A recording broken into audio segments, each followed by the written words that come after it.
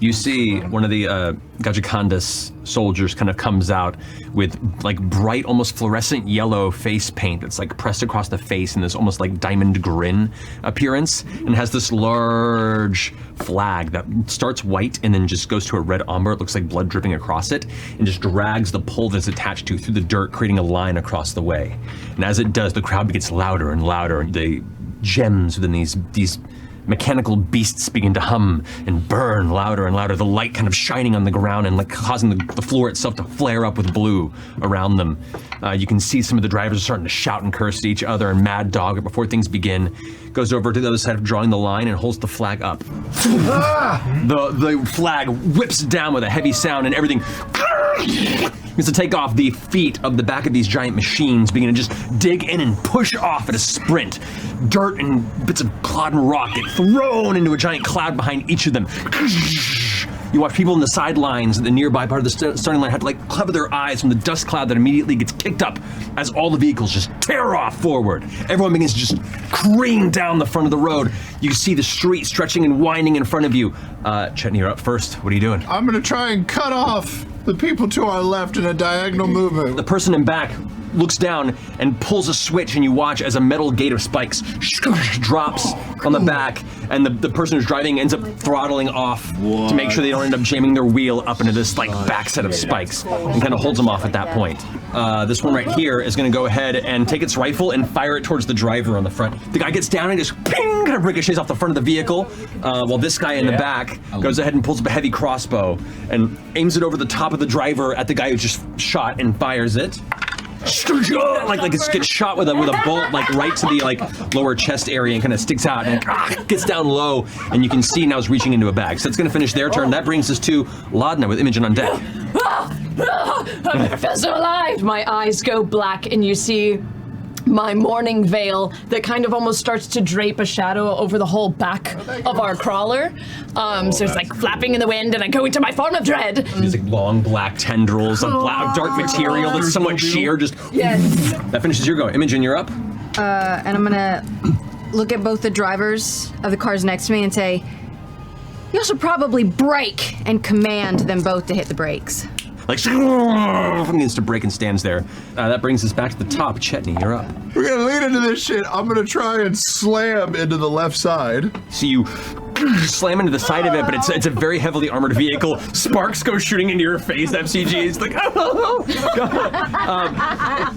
But as you slam into it, you look across the way and you see this like intense-looking man, long black hair that would go down to his mid-back that are just like flowing back to his head. He glances over at you and his eyes are just wide and crazed, and you see he has this like black streak painted over his face that goes down to his neck, and his like he has like no armor on, just like an open chest, and he just kind of looks at you and kind of growls as you push into the vehicle, and he pushes back. Vehicles are racing around, curving around one big bend. You watch as the people are screaming in the streets, and people are throwing like ribbons and streamers. People are throwing rocks and things to just kind of fuck with the view you have. So you watch as everyone's turning around, careening. Some of them end up colliding, and one of them kind of hits the side of a building. Right as you all come skirting around the center, you notice that there is a bystander in the road. You glance and see it looks to be an old woman who's carrying a bag of fruit. He goes like, and wham! Slam right into her. She goes, flies to the audience. As we're now cruising into the final part of the Skid neighborhood and begin heading towards the top of the ravine. With that, at that point, they're going to go ahead and reach into what looks to be a bag at the front and pulls something out that's like a tangled mass of metal and goes and throws it over their shoulder. And as they do, you watch it open up. It is a wire net of some kind that completely encompasses the vehicle that you guys are on. You pull, and it like tangles in even further, and you let go, and you have to like grab a hold to not accidentally stumble off the vehicle, and you slowly move back to your perch. Ashton, you're up. I'm gonna pull right behind these motherfuckers right there. Yep. Should we sync it up? Let's do it at the same fucking time? sync it up. Let's see if we can just do the. All right, right as he like tries to bash, I'm gonna let go of the lane. You go and slam into it, but you kind of glide off the back armor. But as he pushes forward, you look back and see the opportunity to go ahead and release the lightning bolt. You watch as this bolt of purple lightning energy kind of like arcs off of her hand, arcs over Ashton, slams into the ground, and then carves up and up into the air before it dissipates into the sky. It careens off this way as the vehicle explodes and detonates. Both of them are immediately destroyed as the vehicle tumbles up and just detonates entirely. As you all turn out of the final section of the skids and exit the exterior, you can see where the edge, as the road begins to curl upward on this hill, and it almost looks like you're about to drive off into nowhere. The natural topography begins to shift into the edge of the ravine and the rocky cliffside. You now see the precarious switchback road that's maybe about 30 feet across before it just tumbles down into the next level and the next level, or into the what looks to be 150, 200 feet fall to the base of the ravine. Alrighty. My turn. Yes. I'm going to stand up and I'm going to turn into a motherfucking werewolf. Alrighty, I love it. I love it. And like the angel at the front of a Rolls Royce, just howl into the wind and grab the net, and I'm gonna try and rip what I can. Yes. You reach down and grab the net, and as you pull, you feel the metal like stretch and tug, and you hear ting, ting, ting. Yes! And it goes tearing off, flying off back, and just vanishes into the distance behind you. Yes. Top of the round, as you guys all head down to the ravine, the road here is a little shaky. As everyone kind of like slows and skids and begins to head down the ravine. Orem, your turn. They're now like slowly cruising around the hairpin turn, right where both of you guys are situated. So, And as soon as I see one coming, I'll turn to Dusk and say, 1-2 punch. I'll see you on the bike, and he just takes off, runs 10 feet to the edge, and poof, flying 20 feet through the air. Shield is up, and he's shrinking up behind it.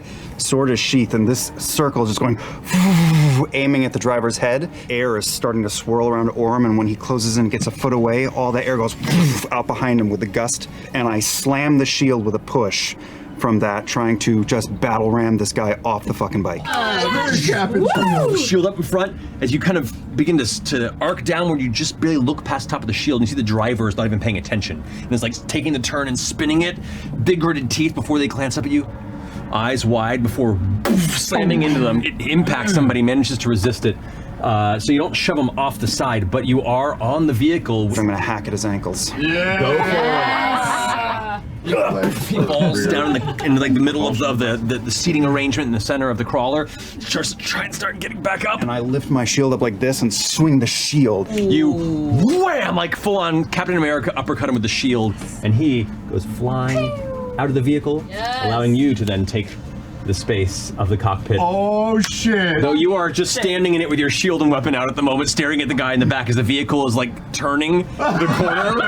Well, I turn my head over and look at the person on the back and just say, "Sup?" And then I turn and I take control and start to drive. You see this like wily looking gnome who has like the dark shadows in the corner of the face, and kind of just glances over at you with a wide look of surprise. All right, finishing your go. Dusk, you're up. I leap off onto the vehicle.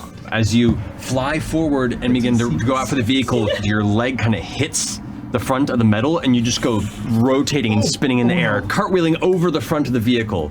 I'll give you an opportunity to try and grab Dusk's arm. And so you, after spinning, get grabbed in the arm, and you're just like fluttering back, holding on to her arms like, So Dusk. Yesterday was leg day.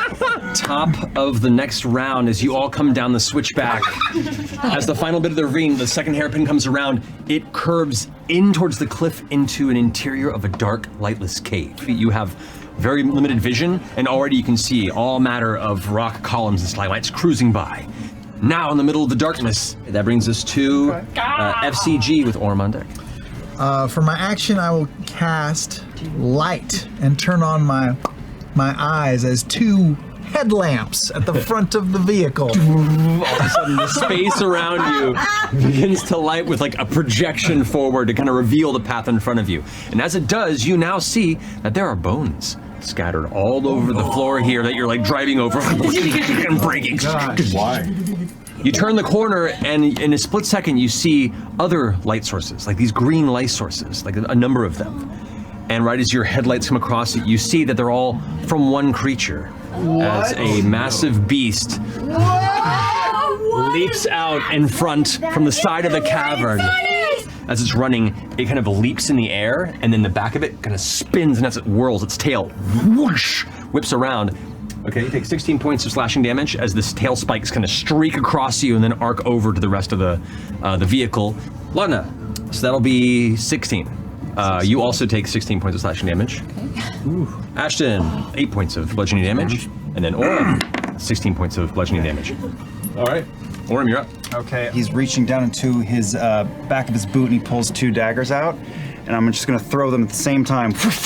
And I'll make this a trip attack. Sure. As it suddenly like trips, as one of its shoulder blades curls underneath it and it begins to spin over. So as you all continue like rounding the corners, you see it get back up and it's running and running. And as it turns, you can hear it growling and snarling and barking behind you. But the green lights of its eyes draw further and further back until you don't see them anymore. Right as it opens up into the comparable bright light, though it is a post-dusk evening. Just to be safe then, I fire back an Eldritch Blast onto the stalactites.